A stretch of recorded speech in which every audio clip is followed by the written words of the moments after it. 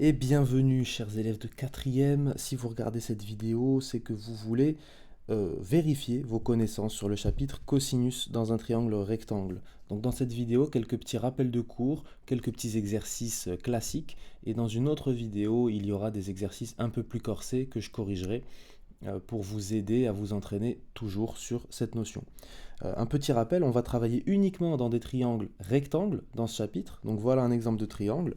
Pour nous aider et pour faire comme dans les exercices, on va le nommer ce triangle. Là, on va l'appeler MNO. Et vous voyez que dans ce triangle, j'ai tout nommé. J'ai nommé les longueurs. Là, j'ai petit a, petit b. Là, j'ai petit c pour la longueur de l'hypoténuse. Et vous voyez que j'ai aussi nommé les angles qui ne sont pas l'angle droit qui est codé ici en rouge. Donc j'ai l'angle alpha ici et l'angle bêta ici. Donc les deux lettres grecques, alpha, bêta. Eh bien, que me dit le cosinus? Déjà, il me dit qu'il est défini comme suit. Le cosinus d'un angle, c'est la longueur du côté adjacent sur la longueur de l'hypoténuse.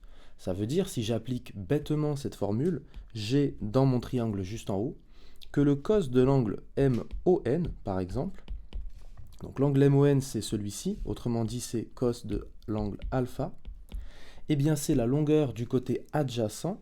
Quel est le côté adjacent? Alors pour le savoir, on regarde notre angle alpha, on fluote entre guillemets les deux côtés qui lui sont collés, et le côté adjacent à l'angle, c'est le côté qui n'est pas l'hypoténuse, tout simplement. Donc là en l'occurrence, on remarque que c'est le côté MO, donc qui a pour longueur petit a.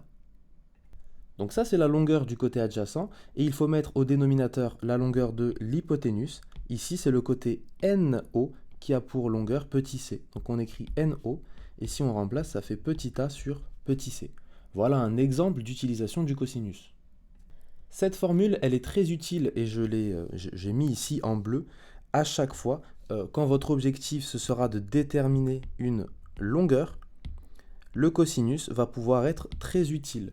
Pourquoi? Parce que s'il vous manque par exemple la longueur du côté adjacent, vous avez juste à remodeler un petit peu cette égalité pour dire que la longueur du côté adjacent, ce n'est rien d'autre que la longueur de l'hypoténuse multipliée par le cosinus de l'angle. Effectivement, hein, ça c'est comme quand on résout une équation. Si on multiplie cette égalité du cosinus, donc le membre de gauche et le membre de droite, on multiplie par la longueur de l'hypoténuse, on obtient bien à gauche hypoténuse fois cos angle égale adjacent sur hypoténuse fois hypoténuse, autrement dit adjacent. Donc on a bien cette égalité qui en découle.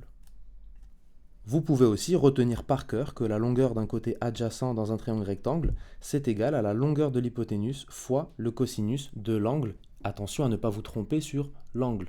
Ici par exemple, on aurait petit a, la longueur petit a, qui est égale à petit c fois cosinus de l'angle alpha. Et voilà pour cet exemple. Imaginez cette fois-ci que la longueur manquante, c'est celle de l'hypoténuse. Eh bien, il y a une autre formule à retenir. Attention à ne pas confondre les deux. Cette fois-ci, la longueur de l'hypoténuse, c'est la longueur du côté adjacent sur le cosinus du même angle. Toujours dans notre exemple, la longueur petit c, elle est égale par exemple à petit a sur cosinus alpha. Et si on fait un autre exemple, admettons qu'on s'intéresse cette fois-ci à l'angle bêta. On a bien cos bêta qui est égal à adjacent sur hypoténuse, donc petit b sur petit c. Et bien de cette égalité, on peut en déduire, donc petit c, c'est égal à petit b sur cosinus de bêta. Comment on passe de cette ligne-là à cette ligne-là? Tout simplement en manipulant l'égalité, et ça je peux vous le détailler ici.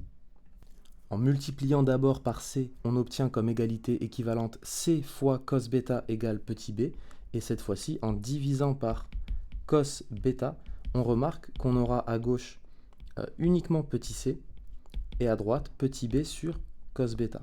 On a bien la formule qu'on avait écrite ici, hypoténuse égale adjacent sur cos angle. Alors tout ça c'est bien beau, mais parfois on va vous demander de déterminer un angle. Autrement dit, on n'est plus dans ce que j'ai fluoté en bleu ici, déterminer une longueur, on va être dans ce que j'ai fluoté ici en vert, déterminer un angle. Alors pour déterminer un angle, on va plus utiliser le cosinus, on va utiliser ce qu'on appelle arc cos, l'arc cosinus, qui parfois s'appelle cos-1 sur certaines calculatrices, et même sur certaines calculatrices, acos. Bon, ce qu'il faut retenir, hein, c'est toujours la même chose, c'est que quand vous cherchez un angle, dans un triangle rectangle, vous pouvez dire qu'il est égal à l'arc cosinus de adjacent sur hypoténuse. Autrement dit, on va faire avec un exemple, c'est plus clair. Ici, admettons que vous cherchez la mesure de l'angle alpha, eh bien vous pouvez la trouver en calculant arc cos de ce rapport-là, ce quotient-là, entre la longueur du côté adjacent, donc petit a, sur la longueur de l'hypoténuse, donc petit c. Vous calculez ceci, ça vous donne la mesure de l'angle alpha. La seule valeur exacte possible, c'est arc cos de a sur c. Et si on vous demande de donner un arrondi au degré près, eh bien vous utilisez votre calculatrice et vous trouvez la valeur. En parlant de calculatrice, alors en classe, j'ai pu remarquer 3 différents types de calculatrices. Je vous les affiche tout de suite à l'écran. C'est très important que vous sachiez rapidement utiliser cosinus ou utiliser arc cos en fonction de la calculatrice que vous avez. Sur celle à gauche, par exemple, cosinus, il faut tout de suite savoir que c'est ici que je trouve ma touche.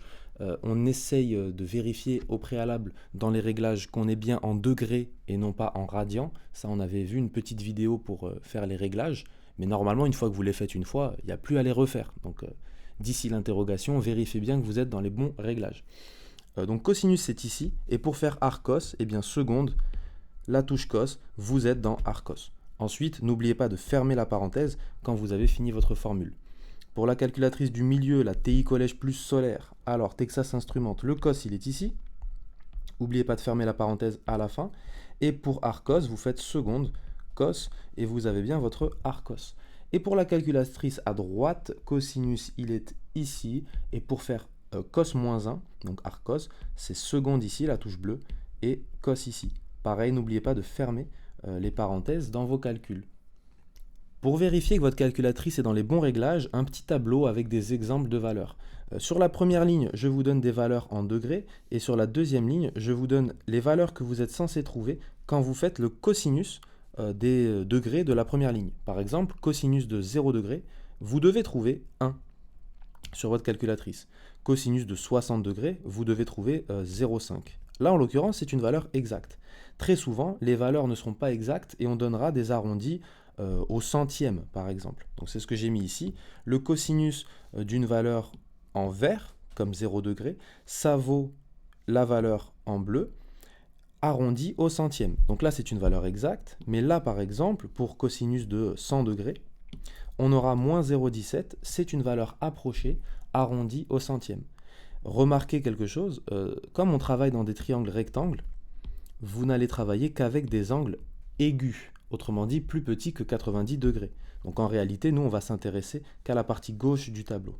Mais bon, je vous laisse quand même toutes ces données-là pour tester vos calculatrices.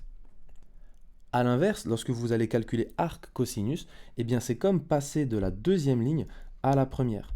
Ça, par exemple, si vous faites arc cos de une valeur en bleu, vous devez trouver une valeur en vert. Et là, en l'occurrence, ce sera un arrondi au degré. Par exemple, arc cos de moins 0,17, puisque c'était une valeur approchée, en fait, ça va vous donner 100 degrés si vous arrondissez au degré. D'accord? Si vous voulez les valeurs exactes, il faudra forcément écrire tout simplement arc cos de 0,17, moins 0,17. Ça, c'est la seule façon d'écrire sous la forme d'une valeur exacte arc cos de moins 0,17. De la même manière que racine carrée de 2, c'est la seule façon d'écrire la valeur exacte de ce nombre. Pareil pour pi, c'est la seule façon d'écrire sous la forme d'une valeur exacte ce nombre. Vérifiez donc à l'aide de ce tableau que vous obtenez les mêmes valeurs que moi avec votre calculatrice. Si ce n'est pas le cas, il faudra remodifier vos réglages. On est donc parti avec quelques exemples classiques pour voir si on a bien compris ces notions-là. Alors quasiment toutes les lettres de l'alphabet y sont passées. On a ABC, DEF, GHI, JKL, MNO, PQR, PQR, STU et VWX. Donc des petits exemples à chaque fois, un petit peu plus compliqués les uns que les autres, pour essayer de comprendre si on a bien tout compris dans ce chapitre, tout simplement. Le but, évidemment, à la fin, ça va être de faire des exercices un peu plus compliqués. Je vous mets quelques exemples d'exercices. Alors certains, vous les avez peut-être déjà faits, mais ça vaut le coup de les refaire pour s'entraîner. Donc voilà, par exemple, l'exercice 2 ici, qui est tiré d'une interro, c'est un exercice sur 3 points. Un exercice 4 ici, voilà. Je vous les laisse, si vous voulez mettre pause pour essayer de les faire ou de les refaire. Et exercice 13 et 14, voilà pour des exercices un peu plus corsés. Vous allez essayer de les faire, on les corrigera dans une autre vidéo. Pour l'instant, on va s'intéresser, nous, à nos fameuses lettres de l'alphabet. Remarquez que dans tous les exemples, ce que l'on va chercher, donc la consigne, c'est ce que j'ai fluoté en jaune. Ça peut être une longueur, comme dans cet exemple-là ou celui-ci, et ça peut être un angle, comme dans cet exemple-là ou celui-ci. Une fois que vous avez compris ça, on est parti avec le premier exemple pour ABC. Dans cet exemple-là, on cherche la longueur AB, on cherche la longueur du segment AB, et pour la trouver, nous avons à disposition l'angle ABC et la longueur du côté BC. Donc déjà, on peut le noter. Voilà qui est fait. Dans le triangle ABC, on a BC qui vaut 9,3 cm et l'angle ABC qui vaut 42 degrés. Pardon, j'ai mis 43. Hop, 42 degrés. Ça me permet de vous prévenir. Attention toujours à l'énoncé. Si vous vous trompez dans l'énoncé, malheureusement, tout ce que vous ferez sera faux et vous ne pourrez pas avoir tous les points. Ensuite, ce qu'il vous reste à faire, c'est d'écrire la formule du cosinus. Donc là, je l'ai écrite ici. Donc on écrit que cos de ABC, c'est adjacent sur hypoténuse.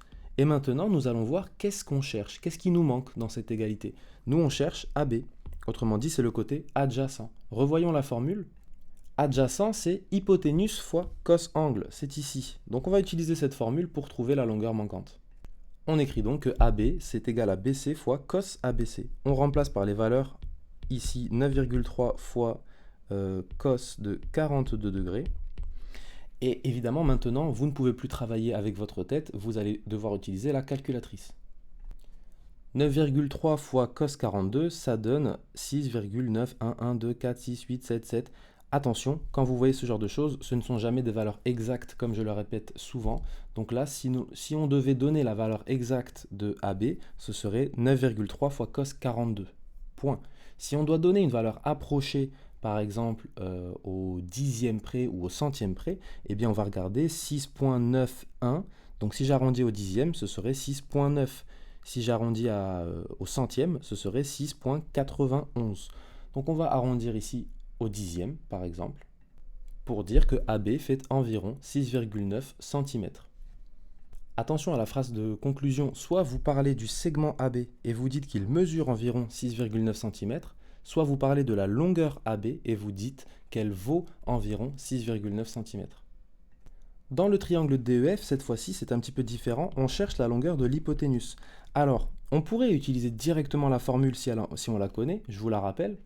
Hypoténuse égale adjacent sur cos angle. Reste à savoir le bon angle. Ici, d'après mon cours, je sais que le cosinus de DFE, l'angle DFE, est égal au côté EF, qui est le côté adjacent à l'angle, sur l'hypoténuse, autrement dit DF. Maintenant, si l'on remplace, nous avons cos de 35 degrés qui est égal à 3,2 sur DF. L'inconnu, la valeur que je cherche, c'est DF. Eh bien, pour trouver DF, soit je me rappelle de ma formule, soit je la retrouve. Je vais faire DF égale 3,2 sur cos 35 degrés. Remarquez qu'ici, nous n'avons pas d'unité, centimètre, mètre, décimètre, donc on ne précise pas l'unité pour DF. La valeur exacte, c'est donc 3,2 sur cos 35. Si on vous demande une valeur approchée, on va s'intéresser à notre calculatrice. 3,2 sur cos 35, ça nous donne à peu près, arrondi au dixième, 3,9. Donc nous allons écrire ça. Voilà qui est fait. DF, donc le segment DF, mesure environ 3,9. Il n'y a pas d'unité, donc on laisse simplement 3,9. GHI, cette fois-ci, c'est un peu différent. On cherche un angle. On cherche en l'occurrence l'angle HGI. Qui dit on cherche un angle, dit on va utiliser arcos ou cos-1 pour les intimes, enfin pour ceux qui ont la calculatrice où c'est écrit cos-1. Souvenez-vous de la formule, cos de cet angle, HGI. Alors, il est ici l'angle. Quel est le côté adjacent? C'est celui-ci. Et l'hypoténuse, c'est celle-là.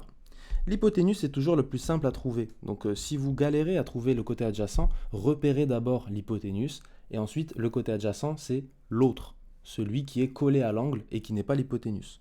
Donc, adjacent ici, c'est GI. Et hypoténuse, c'est GH. Remplaçons les valeurs qu'on connaît. Voilà qui est fait. On a cosinus de HGI qui vaut 53 sur 86. C'est super, mais nous, on cherche l'angle HGI. Et bien pour le trouver, comme je vous l'ai dit, on va utiliser arccos et donc dire que l'angle HGI, c'est arccos de 53 sur 86. Si la fraction est irréductible, je ne peux pas écrire de valeur exacte plus simplement que ça. Si je veux un arrondi au degré près, on va de nouveau sur la calculatrice. Voilà qui est fait, on trouve 51,955, etc. Donc si j'arrondis au degré près, ça devient 52 degrés, je le précise. Voilà qui est fait. HGI, l'angle HGI a une mesure qui est environ égale à 52 degrés.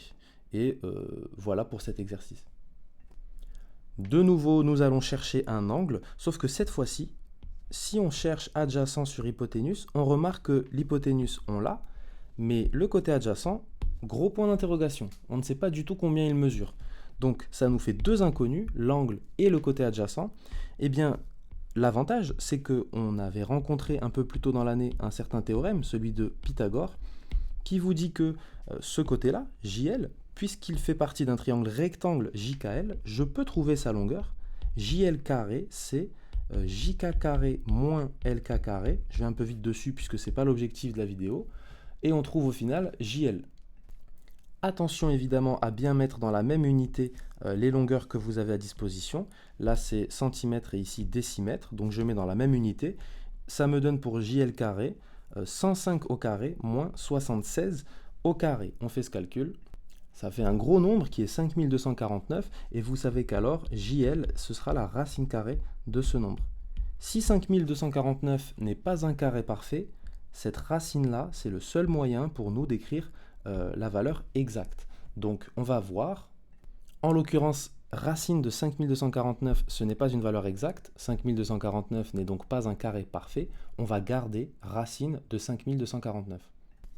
On peut donc maintenant utiliser notre formule qui nous dit que l'angle LJK, il est égal à arc cos de ce quotient, donc adjacent sur hypoténuse. Adjacent c'est JL, hypoténuse c'est JK. Nous remplaçons par les valeurs exactes, donc JL c'est racine de 5249 sur l'hypoténuse 105. Je rappelle que 105 c'était en centimètres. Nous avons trouvé JL en centimètres, donc nous sommes dans la même unité. On peut donc calculer arcos à partir de ce rapport. Ça nous donne en valeur approchée, au degré près, environ 46 degrés. Donc on va le noter. Voilà qui est fait, LJK mesure environ 46 degrés. Donc deux points de vigilance. Le premier, on va le mettre en rouge ici.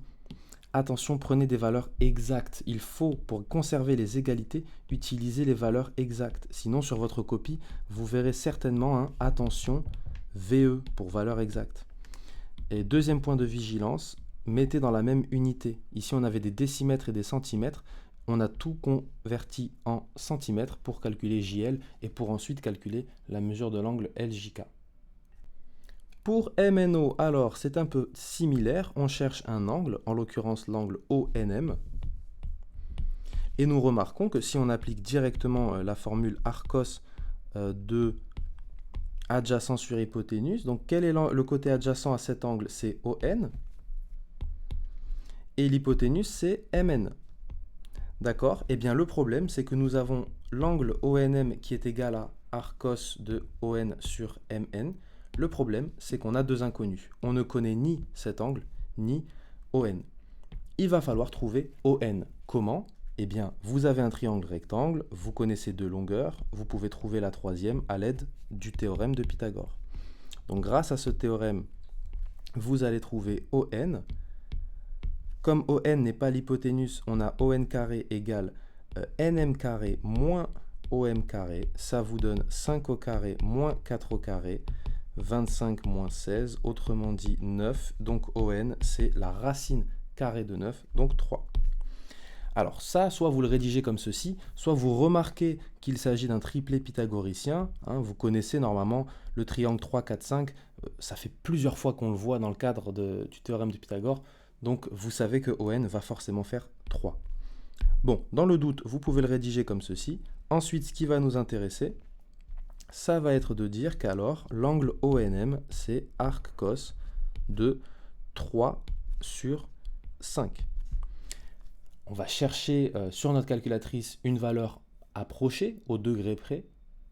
On regarde un petit peu, ça nous fait 53 degrés environ. Donc on va arrondir cette valeur au degré près. ça fait environ 53 degrés. Je rappelle quelque chose d'essentiel, si on vous demande la valeur exacte de ONM, vous vous arrêtez à arccos de 3/5, ça nous va très très bien. 3/5 est une fraction irréductible, arccos de 3/5, c'est la valeur exacte de l'angle ONM. Dans le triangle PQR, cette fois-ci, nous avons la longueur d'un côté, 6,32, pas d'unité, et nous avons la mesure d'un angle. Problème, si on cherche par exemple l'arcosinus de le cosinus de cet angle-là, on fait intervenir PQ sur RQ. Nous n'avons ni l'une ni l'autre de ces longueurs. Maintenant, ce qu'il faut savoir, et ça vous le savez en général plutôt bien, c'est que dans un triangle, la somme des mesures des angles fait 180 degrés.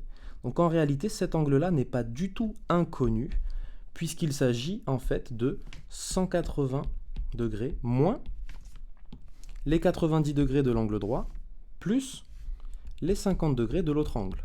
Vous faites ce calcul, alors 90 et 50 font 140, 180 moins 140, il reste 40 degrés. Vous trouvez cet angle qu'il vous manquait. Donc ça vous permet de dire en premier lieu que PRQ, l'angle PRQ, vaut alors 40 degrés. Et maintenant, vous pouvez donc dire que l'arc cosinus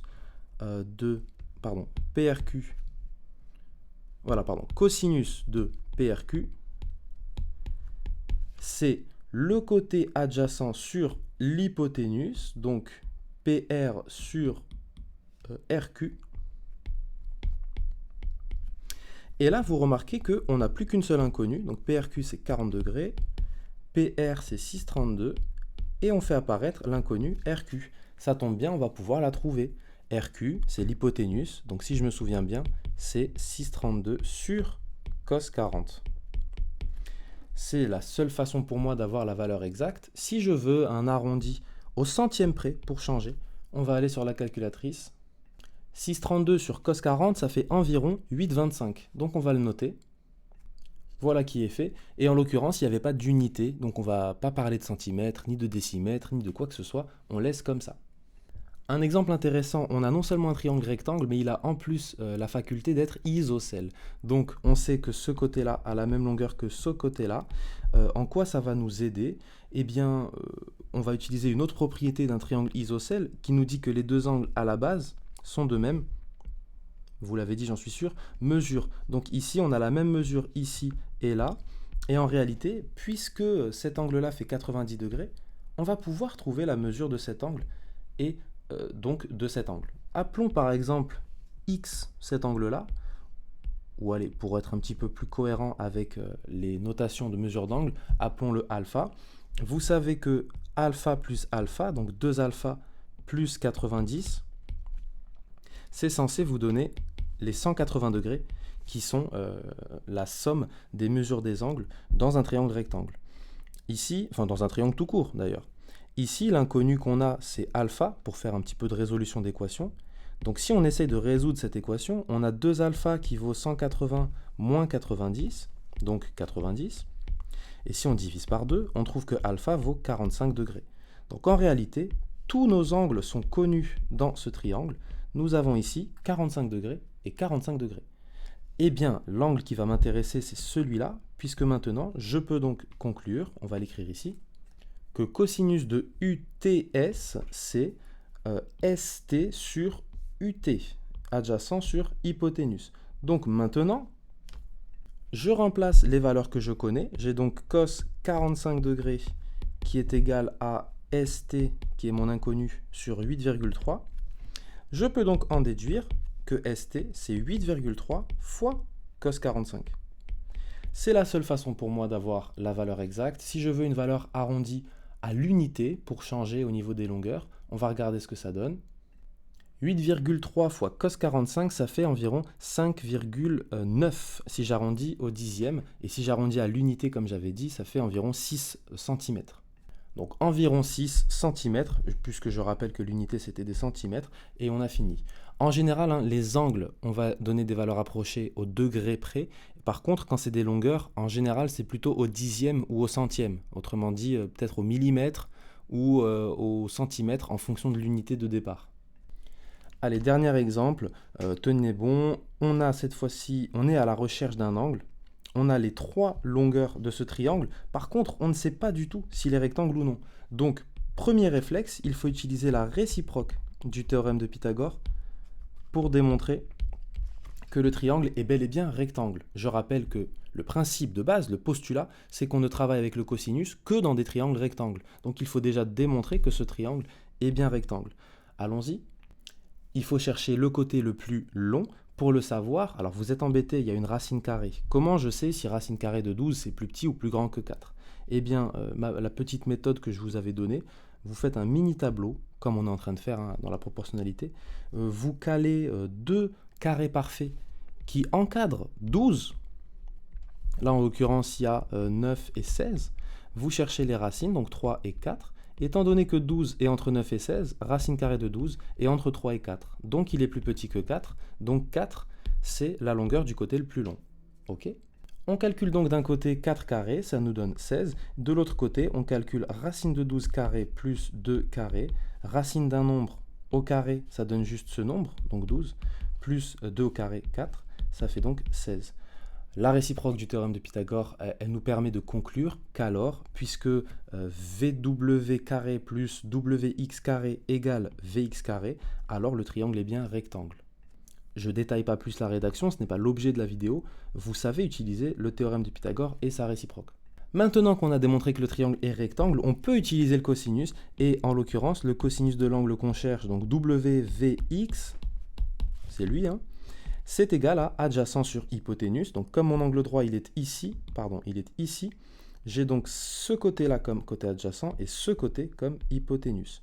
Donc si on écrit, ça fait VW sur VX, je remplace, ça devient racine de 12 sur 4. Moi, ce que je cherche, c'est l'angle WVX. Qui dit recherche d'angle dit utilisation de Arcos ou cos-1. Là, vous voyez, comme j'ai pas trop la place d'écrire Arcos, je vais utiliser cos-1. Pourquoi? Parce que c'est la même chose. Vous pouvez écrire l'un ou l'autre sur votre copie. Cos-1 de racine de 12 sur 4, c'est la seule façon pour moi d'avoir la valeur exacte. Si je veux une valeur approchée au degré près, dernier tour sur la calculatrice.